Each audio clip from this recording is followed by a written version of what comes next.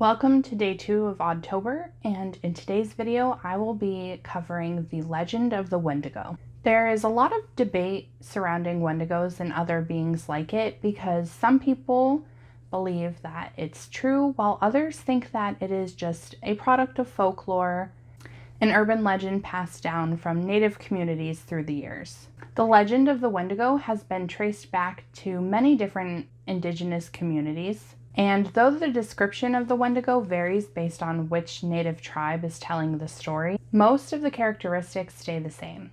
The Wendigo is described as being a malevolent, cannibalistic, supernatural being. Wendigos are said to lurk the northern woods of North America, and legend says that they are giant creatures with human-like characteristics. Wendigos are said to move at incredibly fast speed, have a heart made of ice, razor-sharp teeth, with thin skin that appears to be stretched over their bones. Despite how large they are, Wendigos appear to be emaciated. They're described as being bony and thin, with their skin being a grayish color and eyes that are sunk back into their skull. Wendigos are also described to have shredded, bloody lips, and many people say that they smell of decay, almost as if they're decomposing. One reason given as to why Wendigos always appear emaciated is because after they consume human flesh, the Wendigos grow in size based on the size of the human that they've eaten. This would make it impossible for Wendigos to ever be full since their body would constantly be growing. This would also result in Wendigos having an insatiable appetite,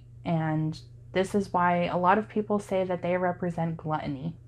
Wendigos are associated with the bitterness and cold of winter and a time when it's nearly impossible for hunters to find food. This might explain the origins of the Wendigo, since a lot of the first tellings of Wendigos came from people who lived in North America and Canada in the very coldest parts. In some variation of the legend, it is believed that humans that become overcome with greed will transform into Wendigos. The spiritual imbalance of greed would cause them to turn into a creature who would never know satisfaction or fullness for the rest of their days.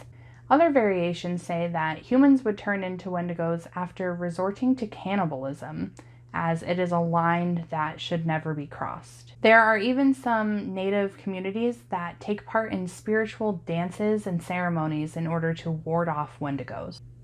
The last of these ceremonies took place at Lake Wendigo, an island off of Leech Lake, which is an Indian reservation in Minnesota. Some have attributed the Wendigo to a state of mind, saying that it is a psychosis that takes place when humans have a craving for human flesh. Some say that the desire for human flesh comes from being possessed by a Wendigo, and some believe that it is just a side effect of their mental state. One of the most well-known stories of a person who has been diagnosed with Wendigo psychosis is the story of Swiftrunner, a man whose family was battling starvation in the winter of 1878. Sadly, Swiftrunner's son was the first of the family to die from starvation, and after this, Swiftrunner ended up butchering his wife and his remaining 5 children and feasting on their remains in order to survive. Despite the fact that there was an emergency food reservation just 25 miles away. It was ruled that Swiftrunner was not in fact a cannibal, but that he instead suffered from Wendigo psychosis. Whether the tale of the Wendigo is true and there are giant human-like beasts lurking in the woods, or false, and it is merely a state of mind that can cause humans to defy boundaries and feed on other humans, Wendigos are often seen as a warning regarding our spiritual state. I'm curious to know if anyone has any stories about Wendigos or if you believe in them or not.